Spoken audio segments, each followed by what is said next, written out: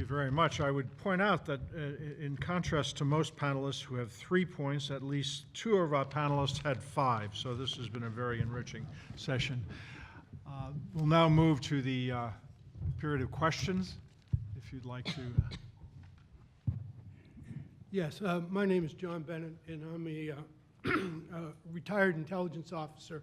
It seems to me that every administration faces at least one unanticipated, ugly, catastrophic African crisis, whether it's in Somalia in '93 or the Rwandan genocide, or more currently recently the Ebola outbreak.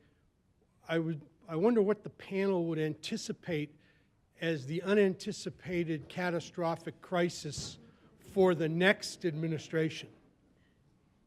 Let's take a shot at that. I guess I would just venture that, you know, on the list of possibilities certainly is the, and just to be clear, I'm not talking about some kind of externally driven regime change agenda, but a natural regime change in one of the countries where there is no clear plan for succession and very little institutional capacity, and how fast stories that had seemed either extremely successful or at least stable and solid and dependable can unravel into something that could have serious consequences beyond the borders of that country. Oh gosh, that's a very hard one. You know, I don't think, I mean, I think Ebola was kind of the thin end of the wedge on possible new epidemics. We've seen Zika in South America. Fortunately, I think we learned some things from the Ebola crisis. I think mobilizing new mechanisms and within Africa to be as first responders. I think there's so I think we've gotten some hard lessons from the Ebola crisis that perhaps will prepare us better for the next epidemic outbreak.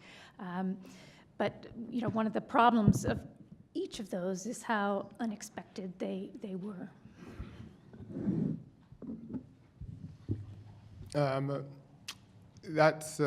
I think one of the things that is actually flying under the radar right now is the water crisis. Which is leading to a lot of trans-boundary conflict in various parts of the continent. And the management of some river systems could become very, very serious flashpoints. And so that's something else I'd like us to keep our eyes open for. John, I'll give you two answers, although both of I'll put an asterisk. They're both, I wouldn't say unanticipated. We're just not paying the attention at the moment. One is related to what Raymond just said. The Nile issue has been around for ages, but the dam is going to be completed in the next year, and there's still no agreement on how long they have to fill it. And given the nature of the regime, all 3 major regimes along that repair in Egypt, Sudan, and Ethiopia, I think, you know, there's a black swan event there waiting to happen.